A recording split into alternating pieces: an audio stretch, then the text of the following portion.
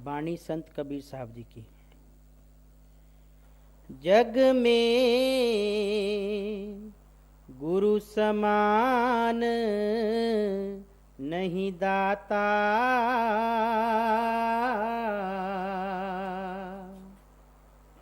जग में गुरु समान नहीं दाता।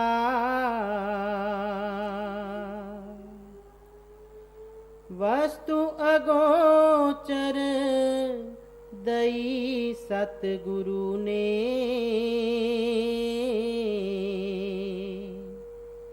भली बताई बाटा। ये परम संत कबीर साहब जी महाराज जी की बाणी का शब्द है। ਅਸੀਂ ਜਾਣਦੇ ਹਾਂ कि दुनिया के अंदर बड़े बड़े दाते दानी पुरुष सज्जन हो चुके थे। उन्हां दे दान पुण्य दीयां कहानियां दीयां मिसालां बहुत सुंदर हैं, इतिहास भरिया होया है। पर अजकल दे जमाने विच भी ऐसे दातियां दी दानी पुरुषां दी सज्जणां दी कोई कमी नहीं है। अज भी सानू ऐसे दाते मनुखता दे भले लई, सुख शांति लई, दुख निवारण लई कई परां दे पुरुषार्थ कर रहे हैं। लोड़वंदां दी सहायता लई उन्हां नूं भुखियां नूं लंगर छका रहे ने। सदा वर्त लंगर लगे हुए ने। बीमारां दी रोक सेहत संभाल लई, दवा दारू लई मुफ्त दवाइयां दित्तियां जा रही ने, हस्पताल चल रहे ने।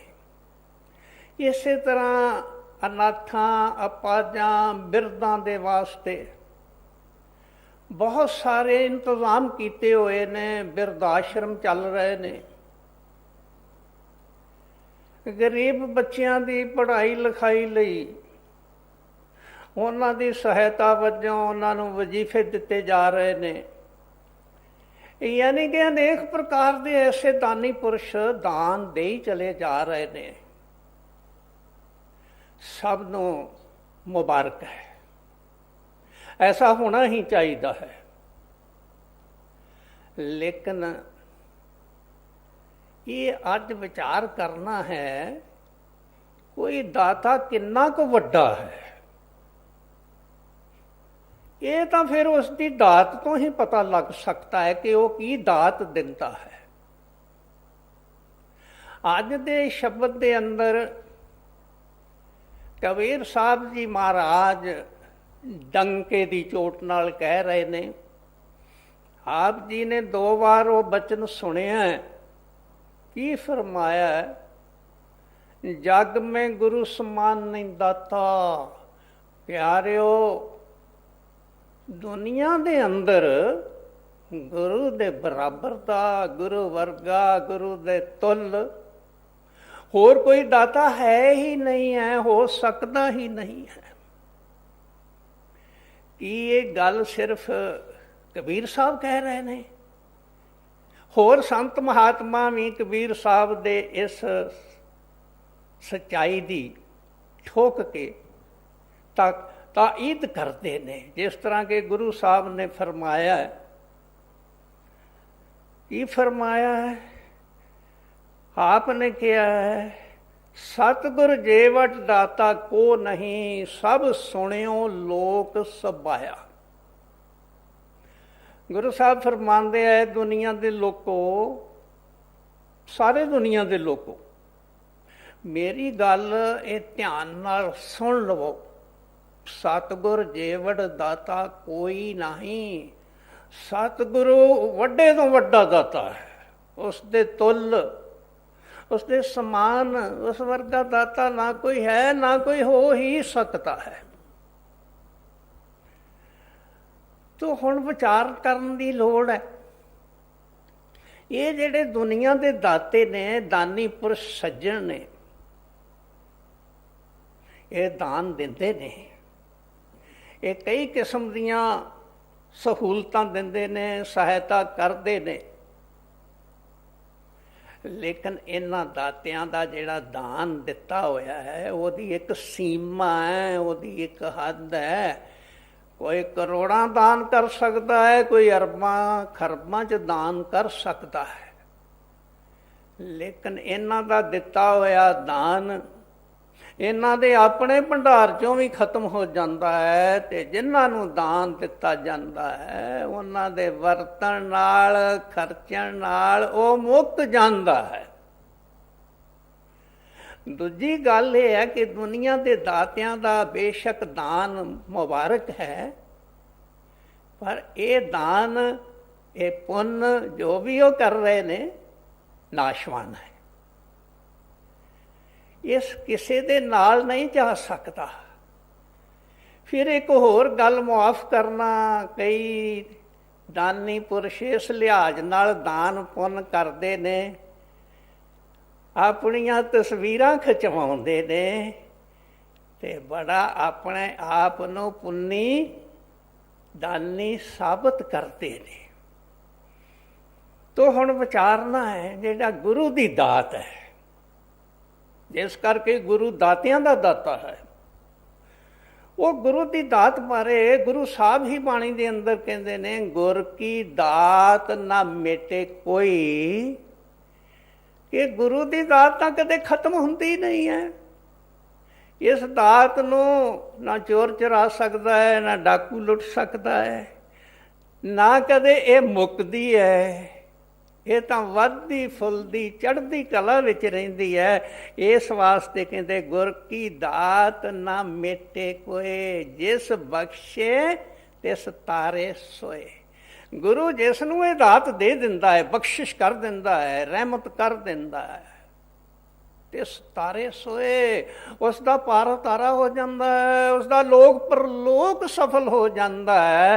ਤੇ ਹੁਣ ਆਪਾਂ ਵਿਚਾਰ ਕਰਕੇ ਵੇਖੀਏ, ਹੈ ਕੋਈ ਦੁਨੀਆ ਦੇ ਅੰਦਰ ਹੋਰ ਕੋਈ ਐਸਾ ਦਾਤਾ ਜਿਸ ਦੀ ਦਾਤ ਇਸ ਦੇ ਤੁੱਲ ਹੋਵੇ, ਬਰਾਬਰ ਹੋਵੇ? ਬਿਲਕੁਲ ਨਹੀਂ ਹੈ। ਇਸ ਵਾਸਤੇ ਕਬੀਰ ਸਾਹਿਬ, ਗੁਰੂ ਸਾਹਿਬਾਨ, ਦੂਸਰੇ ਸੰਤ ਮਹਾਤਮਾ ਵੀ ਗੁਰੂ ਦੀ ਦਾਤ ਦੀ ਇੰਨੀ ਤਾਰੀਫ ਕਰਦੇ ਨੇ, ਵਡਿਆਈ ਕਰਦੇ ਨੇ। ਤੀਸਰੀ ਗੱਲ ਇਹ ਹੈ ਕਿ ਇਹ ਜਿਹੜੀ ਦਾਤ ਗੁਰੂ ਦਿੰਦਾ ਹੈ ਨਾ, ਇਹ ਗੁਰੂ ਤੋਂ ਬਗੈਰ ਹੋਰ ਕਿਸੇ ਕੋਲ ਦਾਤ ਹੈ ਹੀ ਨਹੀਂ। ਇਹ ਦਾਤ ਜਿਸ ਦੀ ਬਖਸ਼ਿਸ਼ ਗੁਰੂ ਕਰਦਾ ਹੈ, ਇਹ ਗੁਰੂ ਉਸ ਦਾਤ ਦਾ ਮੋਨੋਪੋਲਿਸਟ ਹੈ, ਭੰਡਾਰੀ ਹੈ। ਇਸ ਦਾ ਭੰਡਾਰ ਵੀ ਭਰਿਆ ਹੋਇਆ ਹੈ। ਇਹ ਭੰਡਾਰ ਵਰਤਣ ਨਾਲ, ਵੰਡਣ ਨਾਲ ਮੁੱਕਦਾ ਨਹੀਂ ਹੈ। ਉਹਦਾ ਅਮੁੱਕ ਭੰਡਾਰ ਹੈ, ਤੇ ਭੰਡਾਰ ਦਾ ਕੇਵਲ ਤਾਂ ਕੇਵਲ ਮਾਲਕ ਇਹੋ ਹੀ ਹੈ। ਭਾਈ ਗੁਰਦਾਸ ਕਹਿੰਦੇ, ਸੌਦਾ ਇੱਕ ਹੱਟ ਹੈ, ਸ਼ਾਹ ਸਤਿਗੁਰ ਪੂਰਾ। ਇਸ ਦਾਤ ਦਾ ਜਿਹੜਾ ਸ਼ਾਹੂਕਾਰ ਹੈ, ਉਹ ਕੇਵਲ ਇੱਕੋ ਹੀ ਦੁਕਾਨਦਾਰ ਹੈ, ਇੱਕੋ ਹੀ ਉਸਦਾ ਮਾਲਕ ਹੈ। ਸੌਦਾ ਇੱਕ ਹੱਟ ਹੈ। ਇਹ ਜਿਹੜੀ ਦਾਤ ਦਾ ਸੌਦਾ ਹੈ, ਉਸ ਦੀ ਹੱਟੀ ਕੇਵਲ ਤਾਂ ਕੇਵਲ ਸਤਿਗੁਰੂ ਦੀ ਹੀ ਹੱਟੀ ਹੈ।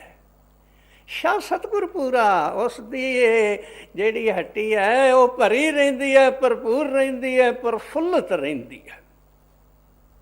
ਹੁਣ ਸਵਾਲ ਇਹ ਪੈਦਾ ਹੁੰਦਾ ਹੈ, ਜਿਸ ਦਾਤ ਦੀ ਸਭ ਸੰਤ ਮਹਾਤਮਾ ਇੰਨੀ ਵਡਿਆਈ ਕਰਦੇ ਨੇ, ਆਖਰਕਾਰ ਉਹ ਦਾਤ ਹੈ ਕੀ? ਉਸ ਦਾਤ ਦਾ ਨਾਂ ਕੀ ਹੈ? ਇਹਦਾ ਪਤਾ ਹੋਣਾ ਚਾਹੀਦਾ।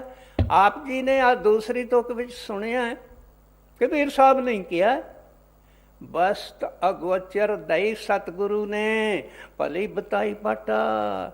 ਪਿਆਰਿਓ, ਇਹ ਜਿਹੜੀ ਦਾਤ ਗੁਰੂ ਦਿੰਦਾ ਹੈ, ਜਿਹੜਾ ਹੋਰ ਕੋਈ ਨਹੀਂ ਦੇ ਸਕਦਾ, ਇਸ ਦਾਤ ਦਾ ਨਾਮ ਸੁਣ ਲਓ, ਵਸਤੂ ਅਗੋਚਰ ਹੈ। ਯਾਨੀ ਕਿ ਅਗੋਚਰ ਵਸਤੂ ਹੈ, ਭਾਵ ਅਰਥ ਕਿ ਉਹ ਵਸਤੂ ਜੋ ਉੱਚੀ ਤੋਂ ਉੱਚੀ, ਸੁੱਚੀ ਤੋਂ ਸੁੱਚੀ, ਨਿਰਮਲ ਤੋਂ ਨਿਰਮਲ ਹੈ, ਜਿਸ ਤੱਕ ਸਾਡੀ ਮਨ ਇੰਦਰੀਆਂ ਦੀ ਪਹੁੰਚ ਹੀ ਨਹੀਂ ਹੈ।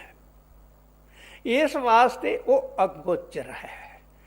ਤੋ ਇਹ ਅਗੋਚਰ ਵਸਤੂ ਸਤਿਗੁਰੂ ਜੋ ਦਾਤ ਦੇ ਰੂਪ ਵਿੱਚ ਦਿੰਦਾ ਹੈ, ਆਪਾਂ ਉਹਨੂੰ ਕਈ ਹੋਰ ਨਾਮਾਂ ਦੇ ਨਾਲ ਵੀ ਜਾਣ ਸਕਦੇ ਹਾਂ। ਅੱਜ ਕੱਲ੍ਹ ਉਸ ਨੂੰ ਨਾਮਦਾਨ ਕਿਹਾ ਜਾਂਦਾ ਹੈ, ਉਸ ਨੂੰ ਦੀਕਸ਼ਾ ਕਿਹਾ ਜਾਂਦਾ ਹੈ, ਉਸ ਨੂੰ ਬੈਤ ਕਰਨਾ, ਇਨੀਸ਼ੀਏਟ ਕਰਨਾ ਕਿਹਾ ਜਾਂਦਾ ਹੈ। ਜੋ ਮਰਜ਼ੀ ਨਾਂ ਰੱਖ ਲਈਏ, ਕੋਈ ਫਰਕ ਨਹੀਂ ਪੈਂਦਾ। ਉਹ ਬਸਤ ਅਗੋਚਰ ਹੈ। ਉਹ ਬਸਤ ਅਗੋਚਰ ਪਰਮਾਤਮਾ ਨੇ ਨਾਮ ਦੇ ਰੂਪ ਵਿੱਚ, ਸ਼ਬਦ ਦੇ ਰੂਪ ਵਿੱਚ ਸਾਡੇ ਸਾਰਿਆਂ ਦੇ ਅੰਦਰ ਰੱਖੀ ਹੋਈ ਹੈ। ਪਰ ਅੰਦਰ ਉਸਨੇ ਛੁਪਾ ਕੇ ਰੱਖੀ ਹੈ, ਲੁਕਾ ਕੇ ਰੱਖੀ ਹੈ, ਗੁਪਤ ਰੱਖੀ ਹੈ।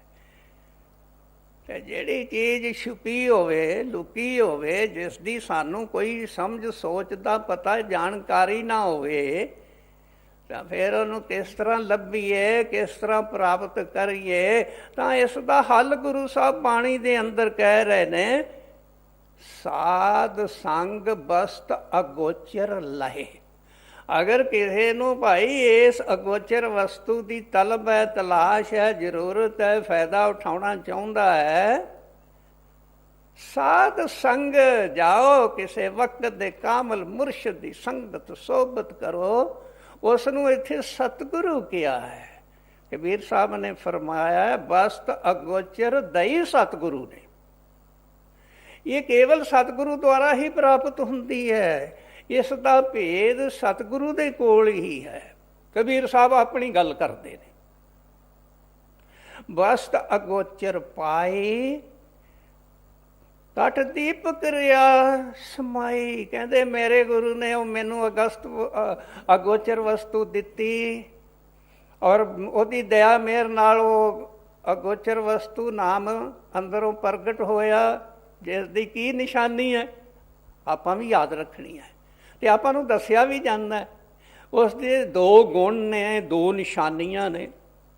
ਉਸ ਦੇ ਅੰਦਰ ਆਵਾਜ਼ ਵੀ ਹੈ, ਉਸ ਦੇ ਅੰਦਰ ਪ੍ਰਕਾਸ਼ ਵੀ ਹੈ। ਇਹ ਉਹ ਅਗੋਚਰ ਵਸਤੂ ਹੈ। ਤੋ ਇਸ ਅਗੋਚਰ ਵਸਤੂ ਨੂੰ ਸਤਿਗੁਰੂ ਦੀ ਸ਼ਰਨ ਵਿੱਚ ਜਾ ਕੇ ਅਸਾਂ ਪ੍ਰਗਟ ਕਰਨ ਦੀ ਕੋਸ਼ਿਸ਼ ਕਰਨੀ ਹੈ। ਇੱਥੇ ਵੀ ਆਪ ਜੀ ਨੇ ਕਿਹਾ ਹੈ, ਭਲੀ ਬਤਾਈ ਬਾਟਾ। ਬਾਟਾ ਦਾ ਮਤਲਬ ਰਸਤਾ, ਮਾਰਗ, ਸਾਧਨ, ਤੌਰ ਤਰੀਕਾ, ਵਿਧੀ, ਟੈਕਨੀਕ, ਜੁਗਤੀ, ਕਈ ਇਹਦੇ ਅੱਖਰੀ ਅਰਥ ਨੇ।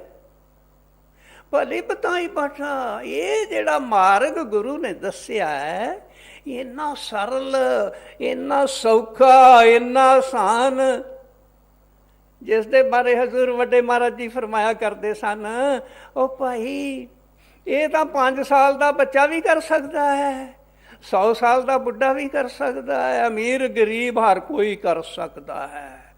ਇਹ ਤਾਂ ਇੰਨਾ ਸੌਖਾ, ਇੰਨਾ ਸਿੰਪਲ ਹੈ।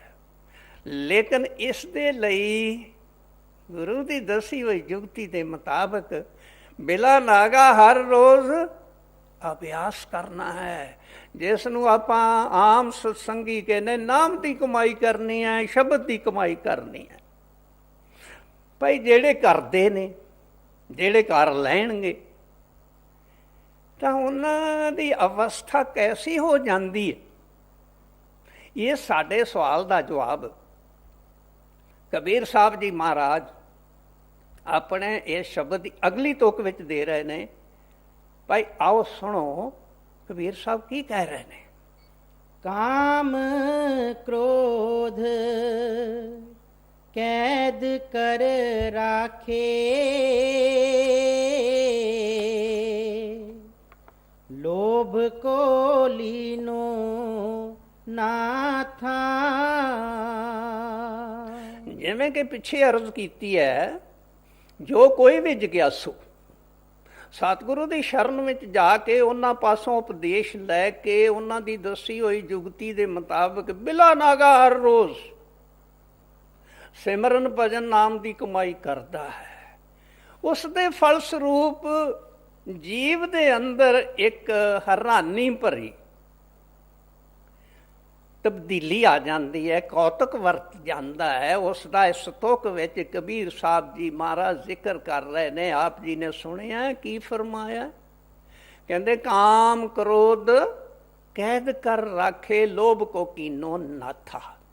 ਇਹ ਜਿਹੜੇ 5 ਵਿਕਾਰ ਜਿਨ੍ਹਾਂ ਦਾ ਆਮ ਤੌਰ ਤੇ ਸੰਤ ਮਤ ਵਿੱਚ ਸਤਸੰਗਾਂ ਦੇ ਵਿੱਚ ਜ਼ਿਕਰ ਹੁੰਦਾ ਹੀ ਰਹਿੰਦਾ ਹੈ,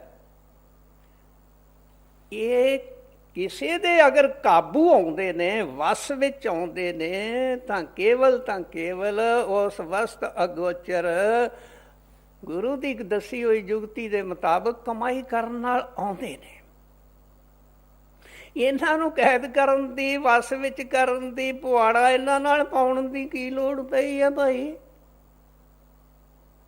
ਆਖਰਕਾਰ ਤਾਂ ਕੋਈ ਮੁਸੀਬਤ ਹੈ, ਕੋਈ ਪਰੇਸ਼ਾਨੀ ਹੈ, ਕੋਈ ਲਾਚਾਰੀ ਹੈ ਕਿ ਇਹਨਾਂ ਨੂੰ ਨੱਥ ਮਾਰਨੀ ਹੈ, ਇਹਨਾਂ ਨੂੰ ਕੰਟਰੋਲ ਕਰਨਾ ਹੈ, ਇਹਨਾਂ ਨੂੰ ਕਾਬੂ ਕਰਨਾ ਹੈ। ਆਖਰਕਾਰ ਕਾਰਨ ਕੀ ਹੈ? ਗੁਰੂ ਸਾਹਿਬ ਨੇ ਇਹਦੇ ਬਾਰੇ ਬੜਾ ਸੁੰਦਰ ਫਰਮਾਇਆ ਹੈ। ਕਹਿੰਦੇ ਇਸ ਕਾਇਆ ਅੰਦਰ 5 ਚੋਰ ਵਸੇ। ਕੀ ਚੋਰ ਨੇ? ਕਾਮ ਕ੍ਰੋਧ ਲੋਭ ਮੋਹ ਹੰਕਾਰਾ। ਹੁਣ ਸਾਡੇ ਸਰੀਰ ਰੂਪੀ ਘਰ ਦੇ ਅੰਦਰ 5 ਚੋਰ ਵੜੇ ਹੋਏ ਨੇ। ਜਿਸ ਘਰ ਵਿੱਚ ਇੱਕ ਚੋਰ ਵੜ ਜਾਵੇ, ਉਸ ਘਰ ਦਾ ਉਹ ਚੋਰ ਉਹ ਲੁੱਟ ਪੁੱਟ ਕੇ ਲੈ ਜਾਂਦਾ ਹੈ, ਪੱਲੇ ਹੀ ਕੁਛ ਨਹੀਂ ਰਹਿਣ ਦਿੰਦਾ। ਜਿਸ ਘਰ ਦੇ ਵਿੱਚ 5 ਚੋਰ ਵੜੇ ਹੋਣ, ਉਸ ਘਰ ਦਾ ਤਾਂ ਭਾਈ ਰੱਬ ਹੀ ਰੱਖਾ। ਇਸ ਕਾਇਆ ਅੰਦਰ 5 ਚੋਰ ਵਸੇ, ਕਾਮ ਕ੍ਰੋਧ ਲੋਭ ਮੋਹ ਹੰਕਾਰ। 5 ਦੇ ਨਾਂ ਆਪਾਂ ਸਾਰੇ ਹੀ ਜਾਣਦੇ ਹਾਂ। ਤੇ ਇਹ ਚੋਰ ਸਾਡਾ ਕੀ ਨੁਕਸਾਨ ਕਰਦੇ ਹੈ? ਸੋ ਗੁਰੂ ਸਾਹਿਬ ਨੇ ਫਰਮਾਇਆ, ਅੰਮ੍ਰਿਤ ਲੁੱਟੇ ਮਨ ਮੁਖ ਨਹੀਂ ਬੂਝੇ, ਕੋਈ ਨਾ ਸੁਣੇ ਪੁਕਾਰਾ। ਕਹਿੰਦੇ ਇਹ ਸਾਡਾ ਐਸਾ ਨੁਕਸਾਨ ਕਰਦੇ ਆ, ਬੜਾ ਭਾਰੀ ਤੇ ਜ਼ਬਰਦਸਤ ਨੁਕਸਾਨ ਕਰਦੇ ਆ। ਉਹ ਨੁਕਸਾਨ ਸਮਝਣ ਲਈ ਸਾਨੂੰ ਜਾਣਨ ਦੀ ਲੋੜ ਹੈ ਕਿ ਪਰਮਾਤਮਾ ਨੇ ਜਿਸ ਅਮੋਲਕ ਦਾਤ ਵਸਤੂ ਨੂੰ, ਭਾਵ ਅੰਮ੍ਰਿਤ ਰੂਪੀ ਨਾਮ ਨੂੰ, ਸਾਡੇ ਸਰੀਰ ਦੇ ਅੰਦਰ ਸਾਡੇ ਹੀ ਵਾਸਤੇ ਰੱਖਿਆ ਹੋਇਆ। ਇਹ ਸਾਡਾ ਮਨ ਇਹਨਾਂ ਵਿਸ਼ੇ ਵਿਕਾਰਾਂ ਦੇ ਵਿੱਚ ਲੱਗ ਕੇ ਇਹ ਚੋਰਾਂ ਦੁਆਰਾ ਸਾਨੂੰ ਲੁੱਟ ਰਿਹਾ ਹੈ। ਇਹ ਕਿਵੇਂ ਲੁੱਟ ਰਿਹਾ ਹੈ? ਜਿਹੜੀ ਇਸ ਵਾਸਾਂ ਦੀ ਪੂੰਜੀ ਪਰਮਾਤਮਾ ਨੇ ਸਾਨੂੰ ਮਾਲਕ ਦੀ ਭਗਤੀ ਕਰਕੇ ਮਾਲਕ ਨਾਲ ਮਿਲਾਪ ਕਰਨ ਵਾਸਤੇ ਦਿੱਤੀ, ਅਸੀਂ ਮਨ ਦੇ ਤਾਬੇ ਹੋ ਕੇ ਇਹਨੇ ਵਿਸ਼ੇ ਵਿਕਾਰਾਂ ਦੇ ਰਾਹੀਂ ਖਰਚ ਕਰੀ ਜਾ ਰਹੇ ਹਾਂ, ਖਰਚ ਕਰੀ ਜਾ ਰਹੇ ਹਾਂ। ਔਰ ਜਿਹੜਾ ਖਰਚ ਪਰਮਾਰਥ ਸਵਾਰਥ ਵਿੱਚ ਲਗਾਉਣਾ ਸੀ, ਸਵਾਸਾਂ ਦੀ ਪੂੰਜੀ ਨੂੰ ਮਾਲਕ ਦੀ ਭਗਤੀ ਵਿੱਚ ਲਗਾਉਣਾ ਸੀ, ਉਹਨਾਂ ਸਵਾਸਾਂ ਨੂੰ ਅਸੀਂ ਇਹਨਾਂ ਕਾਮ ਕ੍ਰੋਧ ਲੋਭ ਮੋਹ ਹੰਕਾਰ ਵਿੱਚ ਲਗਾ ਕੇ ਬਰਬਾਦ ਕਰ ਲਿਆ ਹੈ। ਤੇ ਨਤੀਜਾ ਇਹਨਾਂ ਦੇ ਹੱਥੋਂ ਲੁੱਟਿਆ ਪੁੱਟਿਆ ਗਿਆ ਬੰਦਾ ਰੋਂਦਾ ਹੀ ਦੁਨੀਆ ਵਿੱਚ ਆਉਂਦਾ ਹੈ ਤੇ ਰੋਂਦਾ ਹੀ ਇੱਥੋਂ ਚਲਾ ਜਾਂਦਾ ਹੈ। ਤੇ ਮੁਆਫ ਕਰਨਾ, ਇਹ ਦੱਸੋ, ਮੈਂ ਵੀ ਦੱਸਾਂ, ਅੱਜ ਅਸੀਂ ਇਸ ਸੰਸਾਰ ਵਿੱਚ ਕਿਉਂ ਵਸੇ ਬੈਠੇ ਆ? ਇਹਨਾਂ ਚੋਰਾਂ ਦੀ ਲੁਟਾਈ ਕਰਕੇ, ਇਹਨਾਂ ਡਾਕੂਆਂ ਦੇ ਲੁਟਾਈ ਕਰਕੇ। ਇਸ ਵਾਸਤੇ ਇਹਨਾਂ ਤੋਂ ਖਬਰਦਾਰ ਕਰ ਰਹੇ ਨੇ, ਹੁਸ਼ਿਆਰ ਕਰ ਰਹੇ ਨੇ, ਇਹਨਾਂ ਨੂੰ ਕਾਬੂ ਕਰਨ ਦੇ ਵਾਸਤੇ। ਕਬੀਰ ਸਾਹਿਬ ਹੀ ਨਹੀਂ, ਸਭ ਸੰਤ ਮਹਾਤਮਾ ਸੰਦੇਸ਼ ਦੇ ਰਹੇ ਨੇ। ਮਿਸਾਲ ਦੇ ਤੌਰ ਤੇ ਪਰਮਾਰਥ ਦਾ ਤੇ ਵਿਸ਼ੇ ਵਿਕਾਰਾਂ ਦਾ ਕੋਈ ਮੇਲ ਨਹੀਂ ਹੈ, ਕੋਈ ਸੰਬੰਧ ਨਹੀਂ ਹੈ, ਕੋਈ ਨਾਤਾ ਹੀ ਨਹੀਂ ਹੈ। ਮਿਸਾਲ ਦੇ ਤੌਰ ਤੇ ਜਿਵੇਂ ਦਿਨ ਤੇ ਰਾਤ ਦਾ ਕੋਈ ਮੇਲ ਹੈ? ਕੋਈ ਨਹੀਂ ਹੈ। ਅੱਗ ਤੇ ਪਾਣੀ ਦਾ ਕੋਈ ਮੇਲ ਹੈ? ਕੋਈ ਨਹੀਂ ਹੈ। ਬਰਫ਼ ਤੇ ਗਰਮੀ ਦਾ ਕੋਈ ਮੇਲ ਹੈ? ਕੋਈ ਨਹੀਂ ਹੈ। ਲੇਕਿਨ ਇੱਥੇ ਤਾਂ ਬੜਾ ਅਜੀਬੋ ਗਰੀਬ ਮਸਲਾ ਬਣਿਆ ਹੋਇਆ ਹੈ। ਇਸ ਵਾਸਤੇ ਗੁਰੂ ਸਾਹਿਬ ਸੰਤ ਮਹਾਤਮਾ ਸਾਨੂੰ ਇਹਨਾਂ ਤੋਂ ਪਿੱਛਾ ਛਡਾਉਣ ਦਾ, ਖਹਿੜਾ ਛਡਾਉਣ ਦਾ ਉਪਦੇਸ਼ ਕਰ ਰਹੇ ਨੇ। ਇੱਥੋਂ ਤੱਕ ਤੇ ਕਬੀਰ ਸਾਹਿਬ ਨੇ ਕਹਿ ਦਿੱਤਾ ਹੈ, ਕਾਮੀ ਕ੍ਰੋਧੀ ਲਾਲਚੀ ਇਨਸੇ ਭਗਤੀ ਨਾ ਹੋਏ। ਜਿਹੜੇ ਅਸੀਂ ਇਹਨਾਂ ਵਿਸ਼ੇ ਵਾਸ਼ਨਾਵਾਂ ਵਿੱਚ ਫਸੇ ਹੋਏ ਆ, ਤੇ ਨਾਲ ਚਾਹੁੰਦੇ ਆ ਕਿ ਮਾਲਕ ਦੀ ਭਗਤੀ ਵੀ ਕਰ ਲਈਏ। ਕਹਿੰਦੇ ਐਟ ਏ ਟਾਈਮ ਦੋਵੇਂ ਕੰਮ ਨਹੀਂ ਹੋ ਸਕਦੇ। ਜਿਵੇਂ ਦੋ ਬੇੜੀਆਂ ਦੇ ਵਿੱਚ ਲੱਤਾਂ ਰੱਖ ਕੇ ਕੋਈ ਨਾ ਦਰਿਆ ਕੋਈ ਨਦੀ ਪਾਰ ਕਰ ਸਕਦਾ ਹੈ, ਵਿਚਕਾਰ ਤਾਂ ਡੁੱਬ ਸਕਦਾ ਹੈ। ਇਹੋ ਹੀ ਹਾਲ ਸਾਡੇ ਲੋਕਾਂ ਦਾ ਹੈ ਕਿ ਅਸੀਂ ਚਾਹੁੰਦੇ ਹਾਂ ਵਿਸ਼ੇ ਵੀ ਭੋਗ ਲਈਏ, ਬੁੱਲੇ ਵੀ ਲੁੱਟ ਲਈਏ ਤੇ ਮਾਲਕ ਦੀ ਭਗਤੀ ਕਰਕੇ ਮਾਲਕ ਨੂੰ ਵੀ ਮਿਲ ਲਈਏ। ਇਹ ਕਿਵੇਂ ਹੋ ਸਕਦਾ ਹੈ? ਬਿਲਕੁਲ ਨਹੀਂ ਹੋ ਸਕਦਾ। ਜਹਾਂ ਕਾਮ ਤਹਾਂ ਨਾਮ ਨਹੀਂ, ਜਹਾਂ ਨਾਮ ਨਹੀਂ ਕਾਮ ਦੋਨੋਂ ਕਬਹੂ ਨਾ ਮਿਲੇ ਰਵ ਰਜਨੀ ਇੱਕ ਠਾਮ। ਉਹੀ ਗੱਲ, ਦਿਨ ਤੇ ਰਾਤ ਕੋਈ ਮੇਲ ਨਹੀਂ ਹੈ, ਕੋਈ ਮੇਲ ਨਹੀਂ। ਇਸ ਵਾਸਤੇ ਸਾਨੂੰ ਇਹ ਪਰਮਾਰਥ ਦੀ ਭਗਤੀ ਨਾਮ ਦੀ ਕਮਾਈ ਦੇ ਵਿੱਚ ਰੁਕਾਵਟ ਪਾਉਂਦੇ ਨੇ। ਇਸੇ ਕਰਕੇ ਤੇ ਸਾਡਾ ਕੁਝ ਬਣ ਹੀ ਨਹੀਂ ਰਿਹਾ। ਸਾਡਾ ਖਿਆਲ ਦੁਨੀਆ 'ਚ ਫੈਲਿਆ ਹੋਇਆ ਹੈ, ਦੁਨੀਆ ਦੇ ਵਿੱਚ ਗਿਰਿਆ ਹੋਇਆ ਹੈ। ਦੁਨੀਆ ਨੂੰ ਅਸੀਂ ਜੱਫੇ ਮਾਰੀ ਜਾ ਰਹੇ, ਇਹਨਾਂ ਵਿਕਾਰਾਂ ਦੇ ਕਾਰਨ ਹੀ ਕਰਦੇ ਹਾਂ। ਤੇ ਮਨ 'ਚ ਖਿਆਲ ਆਉਂਦਾ ਰੱਬ ਨੇ ਸਾਡੇ ਅੰਦਰ ਇਹ ਵਿਕਾਰ ਕਿਉਂ ਰੱਖੇ? ਰੱਬ ਨੇ ਸਾਡੇ ਅੰਦਰ ਇਹ ਵਿਕਾਰਾਂ ਦੇ ਤੌਰ ਤੇ ਨਹੀਂ ਸੀ ਰੱਖੇ, ਨਾ ਰੱਖੇ ਨੇ। ਉਹਨੇ ਤਾਂ ਵਿਸ਼ਿਆਂ ਦੇ ਰੂਪ ਵਿੱਚ ਰੱਖੇ ਤਾਂ ਕਿ ਉਹਦੀ ਇਹ ਖੇਡ, ਇਹ ਸੰਸਾਰ ਦੀ ਰਚਨਾ ਅੱਗੇ ਚਲਦੀ ਤੋਂ ਚਲਦੀ ਰਵੇ। ਉਹਨੇ ਤਾਂ ਸਿਰਫ ਰਚਨਾ ਨੂੰ ਚਲਾਉਣ ਵਾਸਤੇ ਇਹਨਾਂ ਵਿਕਾਰਾਂ ਨੂੰ ਸਰੀਰ ਅੰਦਰ ਪਾਇਆ, ਪਰ ਅਸਾਂ ਇਸ ਦਾ ਮਿਸਯੂਜ਼ ਕੀਤਾ, ਦੁਰਉਪਯੋਗ ਕੀਤਾ। ਦੁਰਉਪਯੋਗ ਕੀ, ਅਸੀਂ ਇਹਨਾਂ ਨੂੰ ਹੀ ਐਸ਼ੋ ਇਸ਼ਰਤ ਦਾ ਬਣਾ ਕੇ ਸਾਧਨ ਬੈਠ ਗਏ ਤੇ ਨਤੀਜਾ ਅਸੀਂ ਅੱਜ ਭੁਗਤ ਰਹੇ ਹਾਂ। ਇਸ ਵਾਸਤੇ ਕਹਿੰਦੇ ਭਾਈ ਇਹਨਾਂ ਤੋਂ ਖਲਾਸੀ ਕਰਾਓ, ਇਹਨਾਂ ਤੋਂ ਛੁਟਕਾਰਾ ਹਾਸਲ ਕਰੋ। ਹੁਣ ਸਵਾਲ ਇਹ ਪੈਦਾ ਹੁੰਦਾ, ਇਹਨਾਂ ਤੋਂ ਛੁਟਕਾਰਾ ਹਾਸਲ ਕਰੀਏ ਤੇ ਕਿਵੇਂ ਕਰੀਏ? ਸਵਾਮੀ ਜੀ ਮਹਾਰਾਜ ਨੇ ਇੱਕ ਤੁਕ ਵਿੱਚ ਹੀ ਇਹਨਾਂ ਤੋਂ ਛੁਟਕਾਰਾ, ਖਲਾਸੀ, ਖਹਿੜਾ ਛਡਾਉਣ ਦਾ ਤਰੀਕਾ ਦੱਸਿਆ ਹੈ। ਫਰਮਾਇਆ ਸ਼ਬਦ ਛੁਡਾਵੇ ਸਭੀ ਵਿਕਾਰ। ਗੁਰੂ ਦਾ ਦਿੱਤਾ ਹੋਇਆ ਸ਼ਬਦ, ਪੰਜ ਨਾਮ ਦਾ ਸਿਮਰਨ, ਉਸ ਦੀ ਭਗਤੀ ਦੁਆਰਾ ਯਾਨੀ ਕਿ ਨਾਮ ਦੀ ਕਮਾਈ ਨਾਲ ਇਹ ਵਿਕਾਰ ਦੌੜ ਜਾਂਦੇ ਨੇ, ਨਿਕਲ ਜਾਂਦੇ ਨੇ। ਇਹ ਔਗਣ ਦੂਰ ਹੋ ਜਾਂਦੇ ਨੇ, ਸ਼ੁਭ ਗੁਣ ਇਹਨਾਂ ਦੀ ਥਾਂ ਤੇ ਆ ਜਾਂਦੇ ਨੇ। ਮਿਸਾਲ ਦੇ ਤੌਰ ਤੇ ਮਹਾਤਮਾ ਚਰਨਦਾਸ ਜੀ ਨੇ ਫਰਮਾਇਆ ਹੈ, ਬੜਾ ਸੁੰਦਰ ਫਰਮਾਇਆ ਹੈ। ਕਹਿੰਦੇ ਜਬ ਸੇ ਅਨਹਦ ਘੋਰ ਸੁਣੀ, ਜਦੋਂ ਵੀ ਜੀਵ ਦੇ ਅੰਦਰ ਉਹ ਸ਼ਬਦ ਦੀ ਧੁਨ ਸੁਣਾਈ ਦਿੰਦੀ ਹੈ, ਆਵਾਜ਼ ਸੁਣਾਈ ਦਿੰਦੀ ਹੈ, ਜਬ ਸੇ ਅਨਹਦ ਘੋਰ ਸੁਣੀ, ਫਿਰ ਕੀ ਹੋਇਆ? ਕਹਿੰਦੇ ਇੰਦਰੀ ਥਕਤ ਗਲਤ ਮਨ ਹੁਆ ਆਸਾ ਸਕਲ ਪੁਨੇ। ਇਹ ਜਿਹੜੀਆਂ ਇੰਦਰੀਆਂ ਵਿਸ਼ੇ ਵਿਕਾਰਾਂ ਨੂੰ ਸਾਨੂੰ ਨਚਾ ਰਹੀਆਂ ਨੇ, ਥਕਤ, ਇਹ ਸ਼ਾਂਤ ਹੋ ਗਈਆਂ। ਇੰਦਰੀ ਥਕਤ, ਥੱਕ ਗਈਆਂ, ਸ਼ਾਂਤ ਹੋ ਗਈਆਂ, ਇਹ ਸ਼ਰਾਰਤਾਂ ਕਰਨ ਤੋਂ ਹਟ ਗਈਆਂ। ਇੰਦਰੀ ਥਕਤ ਗਲਤ ਮਨ ਹੁਆ, ਇਹ ਮਨ ਟਿਕ ਗਿਆ। ਮਨ ਕਦੋਂ ਜਾ ਕੇ ਟਿਕਿਆ? ਕਹਿੰਦੇ ਆਸਾ ਸਕਲ ਪੁਨੇ, ਸਾਰੀਆਂ ਤ੍ਰਿਸ਼ਨਾਵਾਂ ਖਤਮ ਹੋਈਆਂ। ਇਹ ਸਾਰਾ ਕੁਝ ਹੋਇਆ ਤਾਂ ਕੇਵਲ ਹੋਇਆ ਸ਼ਬਦ ਧੁਨ ਨੂੰ ਸੁਣ ਕੇ। ਜਿੰਨਾ ਚਿਰ ਤੱਕ ਸਾਨੂੰ ਸ਼ਬਦ ਧੁਨ ਸੁਣਾਈ ਨਹੀਂ ਦਿੰਦੀ, ਇਹ ਵਿਕਾਰ ਕਾਬੂ ਆਉਣ ਵਾਲੇ ਨਹੀਂ ਹੈ। ਪਰ ਮਨ ਕਹਿੰਦਾ ਐ ਸ੍ਰੀਮਾਨ ਜੀ ਇਹ ਜੱਗ ਮਿੱਠਾ ਤੇ ਅਗਲਾ ਕਿੰਨੇ ਡਿੱਠਾ। ਹਜ਼ੂਰ ਮਹਾਰਾਜ ਜੀ ਇਸੇ ਗੱਲ ਨੂੰ ਫਾਰਸੀ ਦੇ ਇਸ ਲਾਈਨ ਵਿੱਚ ਫਰਮਾਇਆ ਕਰਦੇ ਸਨ, ਬਾਬਰ ਬਾਇਸ਼ ਕੋ ਉਸਕੇ ਆਲਮ ਦੁਬਾਰਾ ਨੇਸਟ। ਉਹ ਬੰਦਿਆ, ਉਹ ਤੈਨੂੰ ਬੰਦੇ ਦੀ ਜੂਨ ਮਿਲੀ ਆ, ਹੁਣ ਤੂੰ ਮੌਜਾਂ ਕਰ ਲੈ, ਤੂੰ ਬੁੱਲੇ ਲੁੱਟ ਲੈ, ਤੂੰ ਐਸ਼ ਕਰ ਲੈ। ਇਹ ਮੌਕਾ ਦੁਬਾਰਾ ਪਤਾ ਨਹੀਂ ਮਿਲੇ ਨਾ ਮਿਲੇ, ਹੁਣ ਤਾਂ ਮਿਲਿਆ ਹੋਇਆ ਹੈ ਤੇ ਹੁਣ ਤਾਂ ਫਾਇਦਾ ਠਾ ਲੈ। ਤੋ ਇਸ ਤਰ੍ਹਾਂ ਦੀਆਂ ਮਨ ਦੀਆਂ ਸ਼ਰਾਰਤਾਂ, ਇਸ ਤਰ੍ਹਾਂ ਦੀਆਂ ਮਨ ਦੇ ਪਿੱਛੇ ਲੱਗ ਕੇ ਅਸੀਂ ਉਸ ਮਾਲਕ ਦੀ ਭਗਤੀ ਕਰਨ ਨੂੰ ਨਾ ਉਹ ਕਰ ਲਵਾਂਗੇ। ਕਈ ਕਹਿੰਦੇ ਉਹ ਕਰ ਲਵਾਂਗੇ ਜੀ, ਕਰ ਲਵਾਂਗੇ, ਅਜੇ ਤਾਂ ਕਰਨ ਲਈ ਬੜਾ ਵਕਤ ਪਿਆ ਹੋਇਆ, ਕੱਲ ਕਰਾਂਗੇ, ਫਿਰ ਕਰਾਂਗੇ। ਐਸੇ ਵਿਚਾਰਧਾਰਾ ਦੇ ਜੋ ਲੋਕ ਨੇ, ਜਿਨ੍ਹਾਂ ਵਿੱਚ ਅਸੀਂ ਵੀ ਸ਼ਾਮਲ ਹਾਂ, ਉਹਨਾਂ ਬਾਰੇ ਕਬੀਰ ਸਾਹਿਬ ਦਾ ਕੀ ਖਿਆਲ ਹੈ? ਆਓ ਪਿਆਰ ਨਾਲ ਸੁਣੀਏ, ਆਪ ਅੱਗੇ ਕਹਿ ਰਹੇ ਨੇ।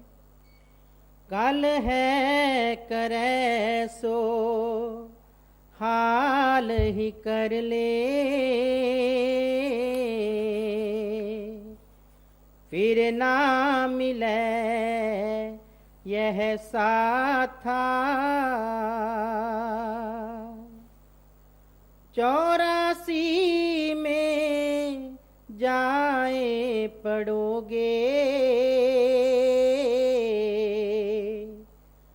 भुगतो दिन और राता।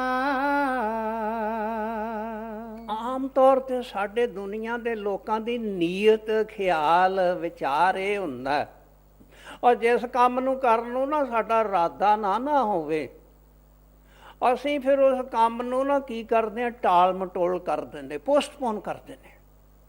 ਉਹ ਭਾਈ ਕਰ ਤਾਂ ਲਵਾਂਗੇ, ਤੁਹਾਨੂੰ ਕੀ ਕਰਨਾ ਤਾਂ ਹੈਗਾ ਹੀ ਹੈ, ਕਦੋਂ ਕਰਾਂਗੇ? ਕਹਿੰਦੇ ਜੀ ਕੱਲ ਕਰਾਂਗੇ। ਤੇ ਕੱਲ ਕਦੇ ਆਇਆ ਹੀ ਨਹੀਂ, ਕੱਲ ਤਾਂ ਨਾਮ ਹੀ ਕਾਲਦਾ ਹੈ। ਹਰ ਕੱਲ ਜਿਹੜਾ ਉਹ ਅੱਜ ਵਿੱਚ ਬਦਲ ਜਾਂਦਾ, ਕੱਲ ਅੱਗੇ ਤੋਂ ਅੱਗੇ ਚੱਲਦਾ ਹੈ, ਕੱਲ ਅੱਜ ਤੱਕ ਕਿਸੇ ਨੇ ਨਾ ਫੜਿਆ ਹੀ ਜਾ ਸਕਦਾ ਹੈ।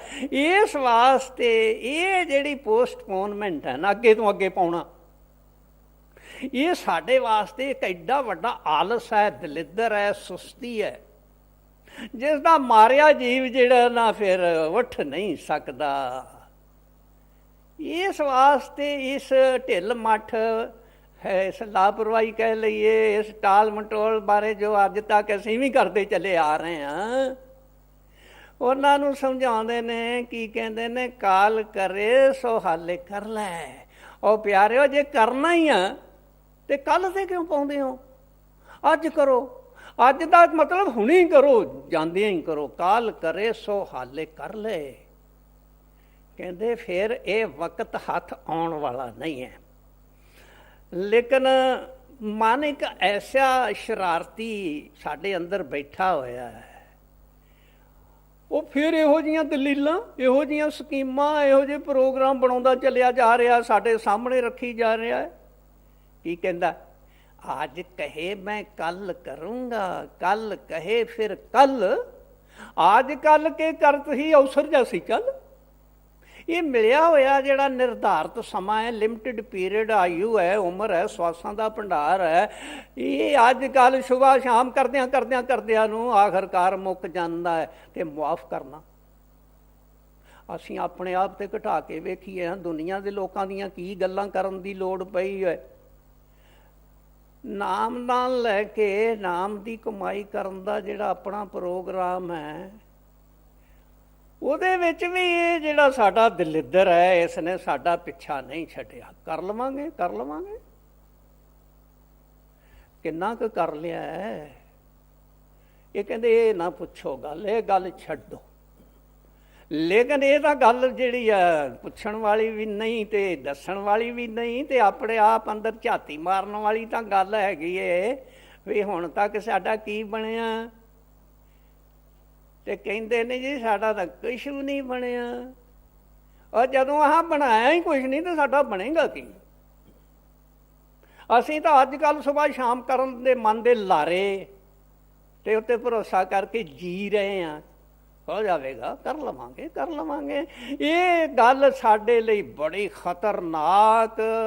ਖਤਰਨਾਕ ਸਾਬਤ ਹੋਵੇਗੀ, ਕਿਉਂਕਿ ਜਿਹੜਾ ਵਕਤ ਹੈ ਨਾ, ਟਾਈਮ ਹੈ, time and tide wait for no one. ਵਕਤ ਔਰ ਜਿਹੜੀ ਲਹਿਰ ਹੈ ਨਾ, ਭਾਵੇਂ ਦਰਿਆ ਸਮੁੰਦਰ ਦੀ ਹੈ, ਕਿਸੇ ਦਾ ਇੰਤਜ਼ਾਰ ਨਹੀਂ ਕਰਦੀ। ਵਕਤ ਕਿਸੇ ਦੀ ਇੰਤਜ਼ਾਰ ਨਹੀਂ ਕਰਦਾ। ਵਕਤ ਆਪਣੀ ਚਾਲ ਆਪ ਚੱਲਦਾ ਹੈ। ਜਿਹੜੇ ਵਕਤ ਦੀ ਚਾਲ ਦੇ ਨਾਲ ਚੱਲਦੇ ਨੇ, ਜਿਹੜੇ ਵਕਤ ਦੇ ਹਾਣੀ ਬਣਦੇ ਨੇ, ਉਸ ਵਕਤ ਦੇ ਹੁੰਦਿਆਂ ਰਹਿੰਦਿਆਂ ਮਿਹਨਤ, ਮਸ਼ੱਕਤ, ਤਰੱਦਦ ਕਰਕੇ ਕਾਮਯਾਬੀ ਹਾਸਲ ਕਰ ਲੈਂਦੇ ਨੇ।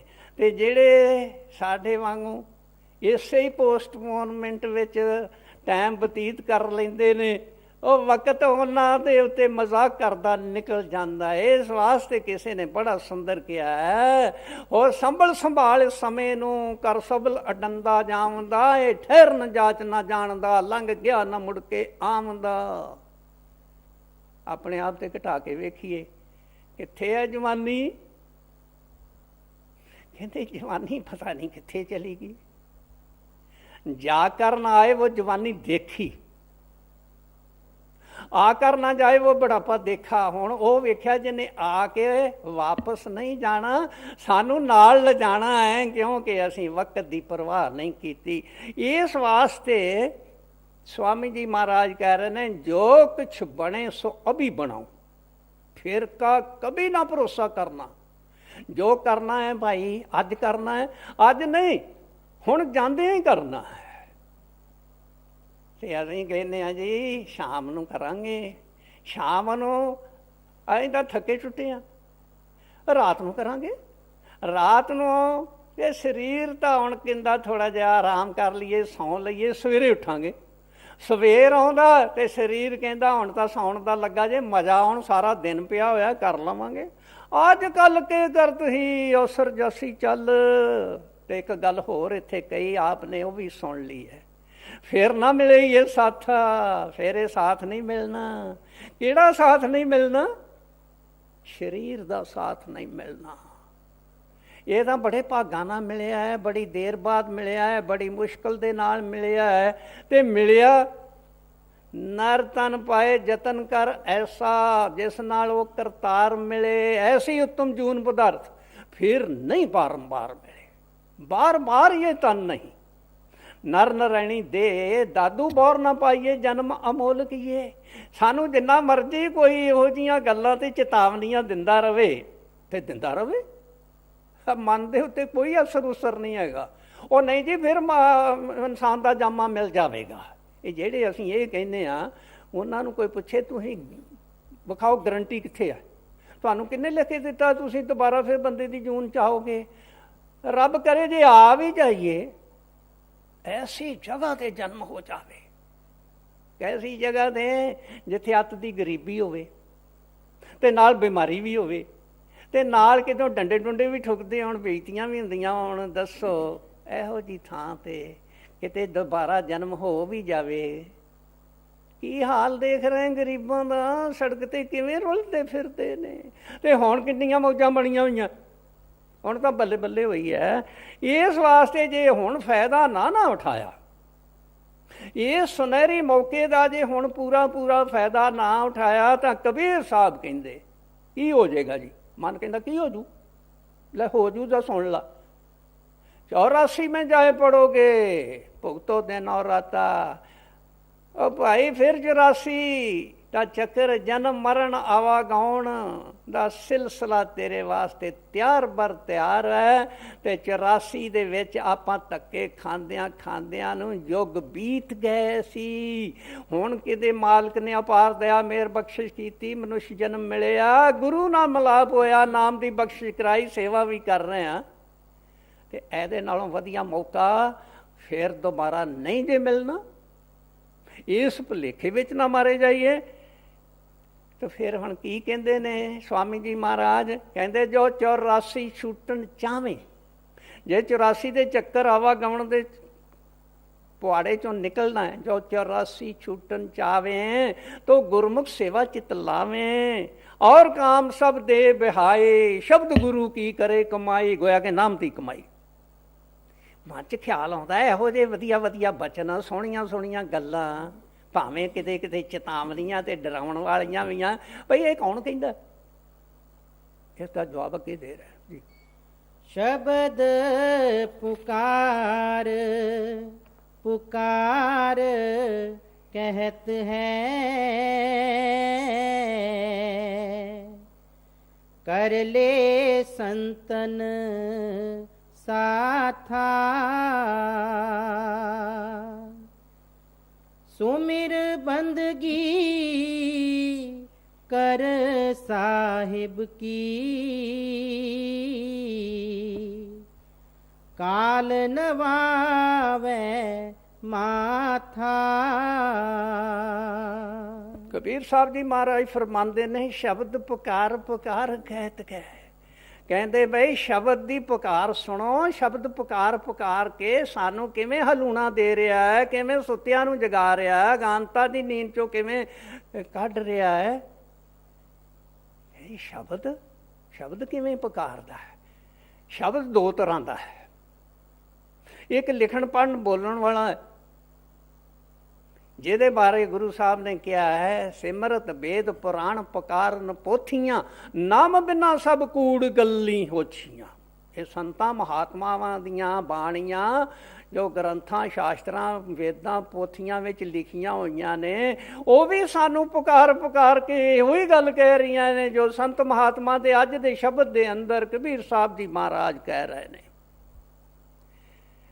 ਤੇ ਦੂਜਾ ਸ਼ਬਦ ਦੀ ਪੁਕਾਰ, ਜਿਸ ਦੇਹ ਵਿੱਚ ਸ਼ਬਦ ਪ੍ਰਗਟ ਹੈ, ਜੋ ਦੇਹਧਾਰੀ ਸ਼ਬਦ ਗੁਰੂ ਹੈ, ਜੋ ਸ਼ਬਦ ਦਾ ਮੁਜੱਸਮ ਵਰਡ ਪਰਸੋਨੀਫਾਈਡ ਪਰਫੈਕਟ ਮਾਸਟਰ ਹੈ, ਉਹ ਨਹੀਂ ਪੁਕਾਰ ਪੁਕਾਰ ਕੇ ਕਹਿੰਦਾ। ਸਤਸੰਗਾਂ ਦੇ ਵਿੱਚ ਉਹਦੀ ਇੱਕੋ ਹੀ ਪੁਕਾਰ ਹੁੰਦੀ ਹੈ, ਸਿਮਰਨ ਕਰੋ, ਭਜਨ ਕਰੋ, ਨਾਮ ਦੀ ਕਮਾਈ ਕਰੋ। ਸਾਰੇ ਸੰਤ ਪੁਕਾਰਦੇ ਸਾਈਂ ਲੋਕਾ, ਇਹ ਵੇਲਾ ਹੀ ਰੱਬ ਦੇ ਪਾਵਣੇ ਦਾ ਬੁੱਲ੍ਹਾ ਸ਼ਾਹ ਕਹਿ ਰਹੇ ਨੇ। ਅਸੀਂ ਅਣਸੁਣੀ ਕਰ ਸਕਦੇ ਹਾਂ। ਤੀਜੇ ਸ਼ਬਦ ਦੀ ਇੱਕ ਹੋਰ ਪੁਕਾਰ ਹੈ। ਉਹ ਪੁਕਾਰ ਕੀ ਹੈ? ਉਹ ਧਨਾਤਮਕ ਨਾਮ ਦੀ ਜੋ ਆਵਾਜ਼ ਹੈ, ਜੋ ਬਾਣੀ ਹੈ, ਜੋ ਕਲਮਾ ਹੈ, ਜੋ ਬਾਂਗੇ ਅਸਮਾਨੀ ਹੈ, ਜਿਸ ਦਾ ਜ਼ਿਕਰ ਤੁਲਸੀ ਸਾਹਿਬ ਨੇ ਫਰਮਾਇਆ, ਆ ਰਹੀ ਧੁਰ ਸੇ ਸਦਾ तेरे बुलाने के लिए। वो सदाई यार है, वो मालिक दी पुकार है, वो शब्द दी पुकार है, वो नाम दी पुकार है। गुरु साहब ने जन्म साखी दे अंदर लिखिया है, फरमाया, ऊंचे खासे महल दे देवे बांग खुदा, सुते बांग न सुन सकी रिया खुदा जगा।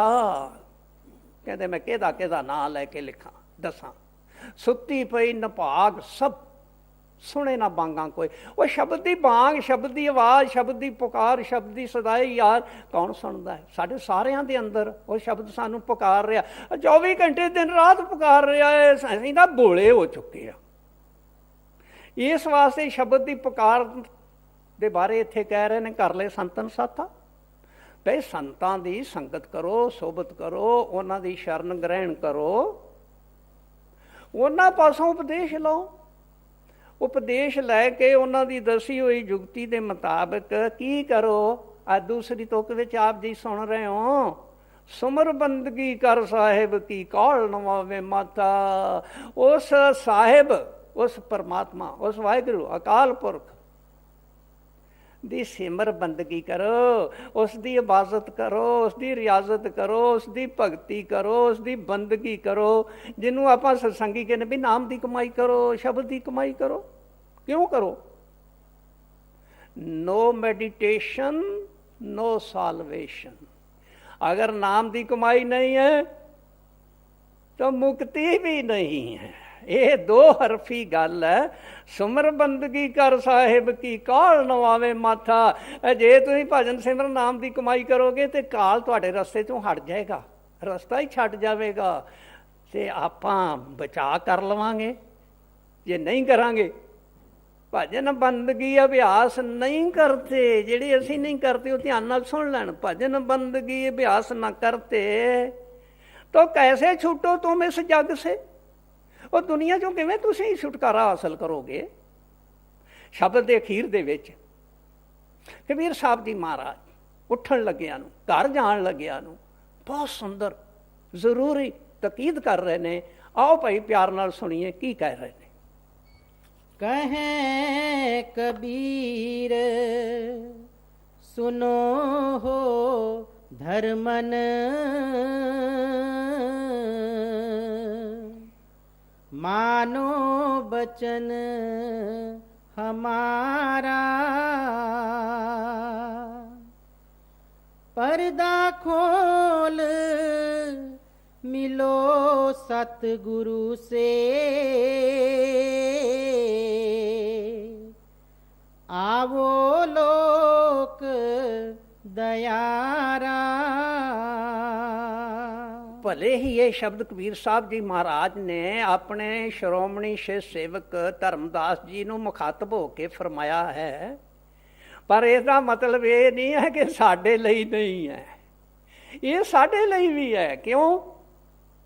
गुरु साहब कहते ने परथाए साखी महापुरख बोलदे सांझी सगल जहान है। ਜੋ ਕੋਈ ਵੀ ਸੰਤ ਮਹਾਤਮਾ ਕਿਸੇ ਵਿਸ਼ੇਸ਼ ਵਿਅਕਤੀ ਨੂੰ ਮੁਖਾਤਬ ਹੋ ਕੇ ਕੋਈ ਬਚਨ ਕਰਦੇ ਨੇ, ਇਹਦਾ ਮਤਲਬ ਉਹਦੇ ਲਈ ਵੀ ਹੈ ਤੇ ਬਾਕੀ ਦੁਨੀਆ ਦੇ ਲੋਕਾਂ ਲਈ ਵੀ ਹੈ। ਸਾਂਝੀ ਸਗਲ ਜਹਾਨੇ, ਸਾਰੇ ਜਹਾਨ ਦੇ ਲੋਕਾਂ ਲਈ ਉਹ ਸਾਂਝੀ ਹੈ, ਤੇ ਤੁਹਾਡੇ ਲਈ ਵੀ ਆ ਤੇ ਸਾਡੇ ਲਈ ਵੀ ਆ ਤੇ ਕੁੱਲ ਦੁਨੀਆ ਦੇ ਲੋਕਾਂ ਦੇ ਹੀ ਹੈ। ਕਹਿੰਦੇ ਮਾਨੋ ਬਚਨ ਹਮਾਰਾ, ਧਰਮਦਾਸ ਜੀ ਸਾਡਾ ਬਚਨ ਮੰਨ ਲਓ। ਧਰਮਦਾਸ ਜੀ ਨੇ ਤਾਂ ਬਚਨ ਮੰਨ ਲਿਆ ਔਰ ਉਹਦੇ ਤੇ ਪੂਰੇ ਉਤਰੇ। ਉਹਨਾਂ ਨੇ ਕਬੀਰ ਸਾਹਿਬ ਦੀ ਖੁਸ਼ੀ ਹਾਸਲ ਕੀਤੀ ਤੇ ਧੰਨ ਧੰਨ ਹੋ ਗਏ ਧਰਮਦਾਸ ਜੀ। ਤੇ ਹੁਣ ਸਾਡੇ ਲਈ ਕੀ ਹੈ? ਕਹਿੰਦੇ ਪਰਦਾ ਖੋਲ, ਮਿਲੋ ਸਤਿਗੁਰੂ ਸੇ, ਆਵੋ ਲੋਕ ਦਿਆਰ। ਇਹ ਕਰਨੀ ਹੈ ਆਪਾਂ, ਇਹ ਸਾਡਾ ਲਕਸ਼ ਹੈ ਸਾਰਿਆਂ ਦਾ, ਸਤਸੰਗੀਆਂ ਦਾ ਵੀ। ਕੀ ਲਕਸ਼ ਹੈ ਜੀ? ਕਹਿੰਦੇ ਪਰਦਾ ਖੋਲ। ਕਹਿੰਦੇ ਆਤਮਾ ਤੇ ਪਰਮਾਤਮਾ ਦੇ ਦਰਮਿਆਨ ਜਿਹੜਾ ਪਰਦਾ ਹੈ ਨਾ, ਜਿਹੜਾ ਰੁਕਾਵਟ ਹੈ, ਜਿਹੜੀ ਦੀਵਾਰ ਹੈ, ਕੁਛ ਉਹਦਾ ਨਾਂ ਲੈ ਦਈਏ, ਉਹਨੂੰ ਹਟਾ ਦਿਓ, ਪਰਦੇ ਨੂੰ ਚੱਕ ਦਿਓ, ਪਰਦੇ ਨੂੰ ਹਟਾ ਦਿਓ। ਉਹ ਜਿਹੜੀ ਆਤਮਾ ਤੇ ਪਰਮਾਤਮਾ ਦੇ ਅੰਦਰ ਦਰਮਿਆਨ ਰੁਕਾਵਟ ਨੂੰ ਦੂਰ ਕਰ ਦਿਓ। ਬਾਣੀ ਕਹਿੰਦੀ ਹੈ ਅੰਤਰ ਅਲੱਖ ਨਾ ਜਾਈ ਲਖਿਆ, ਵਿੱਚ ਪੜਦਾ ਹਉਮੈ ਪਾਈ। ਉਸ ਪਰਦੇ ਦਾ ਨਾਮ ਭਾਈ ਹੈ ਹਉਮੈ। ਹਉਮੈ ਬਾਰੇ ਆਪਾਂ ਜਾਣਦੇ ਹਾਂ, ਇਹ ਮੈਂ, ਮੇਰੀ, ਦੁਈ, ਦੁਵੈਤ, ਇਹ ਮੈਂ ਸਾਰੀ ਦਿਹਾੜੀ ਅਸੀਂ ਮੈਂ ਹੀ ਕਰਦੇ ਰਹਿੰਦੇ ਹਾਂ। ਕਹਿੰਦੇ ਇਹਨੂੰ ਬੰਦ ਕਰੋ, ਇਹਨੂੰ ਹਟਾ ਦਿਓ, ਇਹਨੂੰ ਕੱਢ ਦਿਓ, ਨਿਮਰਤਾ ਵਾਲੇ ਬਣ ਜਾਓ, ਜਿੰਨੇ ਵੱਧ ਤੋਂ ਵੱਧ ਝੁਕ ਸਕਦੇ ਆ ਝੁਕ ਜਾਓ। ਇਸ ਪਰਦੇ ਨੂੰ ਹਟਾਓ, ਪਰਦਾ ਖੋਲ। ਅਗਰ ਇਹ ਪਰਦਾ ਖੁੱਲ ਜਾਵੇ, ਭਾਵ ਕਿ ਅੰਦਰੋਂ ਹਉਮੈ ਦੂਰ ਹੋ ਜਾਵੇ, ਤੇ ਫਿਰ ਕੀ ਹੋਏਗਾ? ਕਹਿੰਦੇ ਮਿਲੋ ਸਤਿਗੁਰੂ ਸੇ। ਅੱਗੇ ਸਤਿਗੁਰੂ ਸ਼ਬਦ ਸਰੂਪ ਦੇ ਵਿੱਚ ਸਾਡੀ ਤੁਹਾਡੀ ਸਭ ਦੀ ਇੰਤਜ਼ਾਰ ਕਰ ਰਹੇ ਨੇ। ਕਦੋਂ ਮੇਰਾ ਸੇਵਕ ਸਤਸੰਗੀ ਆਵੇ ਤੇ ਮੈਂ ਉਹਨੂੰ ਨਾਲ ਲਿਜਾ ਕੇ ਸੱਚਖੰਡ ਛੱਡ ਕੇ ਆਵਾਂ, ਪਹੁੰਚਾਵਾਂ। ਬੁੱਲੇ ਸ਼ਾਹ ਨੇ ਇਸੇ ਵਾਸਤੇ ਕਿਹਾ ਸੀ, ਸਤਿਗੁਰ ਬੇੜੀ ਫੜੀ ਖਲੋਤੇ, ਤੂੰ ਕਿਉਂ ਲਾਈ ਦੇਰੀ। ਅੱਖਾਂ ਦੇ ਪਿੱਛੇ ਅੰਦਰ ਤੀਸਰੇ ਤਿਲ ਤੇ ਸਤਿਗੁਰੂ ਨਾਮ ਦਾ ਜਹਾਜ਼ ਲੈ ਕੇ ਖੜੇ ਨੇ ਔਰ ਸਾਡੀ ਤੁਹਾਡੀ ਇੰਤਜ਼ਾਰ ਕਰ ਰਹੇ ਨੇ। ਆਓ ਆਓ ਚ ਮਾਰ ਕੇ ਛਾਲ ਚੜ੍ਹ ਜਾਓ ਜਹਾਜ਼ 'ਚ ਤੇ ਮੈਂ ਤੁਹਾਨੂੰ ਸੱਚਖੰਡ ਛੱਡ ਆਵਾਂ। ਹੁਣ ਇਹ ਕੰਮ ਤਾਂ ਅਸਾਂ ਕਰਨਾ ਹੈ। ਜਹਾਜ਼ ਨੇ ਸਾਡੇ ਘਰ ਨਹੀਂ ਆਉਣਾ, ਸਾਨੂੰ ਜਹਾਜ਼ ਕੋਲ ਜਾਣਾ ਪੈਂਦਾ ਹੈ ਤੇ ਜਹਾਜ਼ ਵਿੱਚ ਚੜ੍ਹਨਾ ਪੈਂਦਾ ਹੈ। ਇਸ ਵਾਸਤੇ ਕਬੀਰ ਸਾਹਿਬ ਕਹਿੰਦੇ ਪਰਦਾ ਖੋਲ, ਮਿਲੋ ਸਤਿਗੁਰੂ ਸੇ। ਸਤਿਗੁਰੂ ਨਾਲ ਮਿਲਾਪ ਕਰ ਲਓਗੇ ਤੇ ਸਤਿਗੁਰੂ ਫਿਰ ਤੁਹਾਨੂੰ ਤੁਰ ਧਾਮ ਪਹੁੰਚਾ ਕੇ ਛੱਡੇਗਾ, ਸੱਚਖੰਡ ਪਹੁੰਚਾ ਕੇ ਛੱਡੇਗਾ। ਲੋੜ ਹੈ ਤੇ ਇਸ ਪਰਦੇ ਨੂੰ ਦੂਰ ਕਰਨ ਦੀ ਹੈ। ਇਹ ਪਰਦਾ ਦੂਰ ਕਿਵੇਂ ਹੋ ਸਕਦਾ ਹੈ? ਜਿਸ ਪਰਦੇ ਦਾ ਨਾਂ ਹਉਮੈ, ਤੇ ਇਹਦਾ ਇਲਾਜ ਇੱਕੋ ਹੀ ਹੈ। ਗੁਰੂ ਸਾਹਿਬ ਨੇ ਇਹ ਤਾਂ ਡੰਕੇ ਦੀ ਚੋਟ ਦੇ ਨਾਲ ਕਿਹਾ, ਬਿਨ ਸ਼ਬਦੇ ਹਉਮੈ ਕਿਨ ਮਾਰੀ। ਕਹਿੰਦੇ ਭਰਾਓ ਇਹ ਦੱਸੋ, ਸ਼ਬਦ ਦੀ ਕਮਾਈ ਤੋਂ ਬਿਨਾਂ, ਨਾਮ ਦੀ ਕਮਾਈ ਤੋਂ ਬਿਨਾਂ, ਸਿਮਰਨ ਭਜਨ ਕਰਨ ਤੋਂ ਬਗੈਰ ਅੱਜ ਤੱਕ ਦੁਨੀਆ ਵਿੱਚੋਂ ਕਿਸੇ ਨੇ ਹਉਮੈ ਦਾ ਨਾਸ਼ ਕੀਤਾ ਹੈ, ਹਉਮੈ ਦਾ ਪਰਦਾ ਹਟਾਇਆ ਹੈ? ਕਹਿੰਦੇ ਨਹੀਂ ਹਟਾਇਆ, ਨਹੀਂ ਹਟ ਸਕਦਾ। ਇਹ ਗੱਲਾਂ ਦਾ ਮਜ਼ਮੂਨ ਨਹੀਂ ਹੈ, ਇਹ ਕਰਨੀ ਕਰਨ ਦਾ ਮਾਰਗ ਹੈ, ਇਹ ਕਰਨੀ ਪੈਣੀ ਹੈ, ਕਥਨੀ ਨਹੀਂ ਹੈ। ਇਸ ਵਾਸਤੇ ਅਗਰ ਅਸੀਂ ਚਾਹੁੰਦੇ ਹਾਂ ਇਹ ਮਨੁੱਖ ਜਨਮ ਸਾਡਾ ਸਫਲ ਹੋ ਜਾਵੇ, ਅਸੀਂ ਧੁਰ ਧਾਮ ਪਹੁੰਚ ਜਾਈਏ, ਸੱਚਖੰਡ ਪਹੁੰਚ ਜਾਈਏ ਤੇ ਦੁਬਾਰਾ ਇੱਥੇ ਵਾਪਸ ਨਾ ਆਈਏ, ਤਾਂ ਫਿਰ ਸਾਡੇ ਵਾਸਤੇ ਤਾਂ ਇਹ ਆਖਰੀ ਕੜੀ ਜਿਹੜੀ ਹੈ ਇਹ ਕਾਬਲੇ ਗੌਰ ਹੈ। ਉਹ ਗੌਰ ਹੋ ਗਿਆ ਹੈ, ਇਸ ਨੂੰ ਭੁੱਲ ਕੇ ਨਹੀਂ ਜਾਣਾ, ਇੱਥੇ ਛੱਡ ਕੇ ਨਹੀਂ ਜਾਣਾ। ਕੀ ਕਰਨਾ ਹੈ? ਪਰਦਾ ਖੋਲ, ਮਿਲੋ ਸਤਿਗੁਰੂ ਸੇ, ਆਓ ਲੋਕ ਦਿਆਰਾ। ਆਓ ਫਿਰ ਕਬੀਰ ਸਾਹਿਬ ਦੇ ਸਮਝਾਉਣ ਦੇ ਮੁਤਾਬਕ ਅਸੀਂ ਸਿਮਰਨ ਭਜਨ ਨਾਮ ਦੀ ਕਮਾਈ ਆਪਣੀ ਵੱਲੋਂ ਪੂਰੀ ਕੋਸ਼ਿਸ਼ ਨਾ ਕਰੀਏ, ਅੱਗੇ ਗੁਰੂ ਜਾਣੇ ਤੇ ਉਹਦਾ ਕੰਮ ਜਾਣੇ। ਕਹੈ ਕਬੀਰ ਸੁਨੋ ਹੋ ਧਰਮਨ,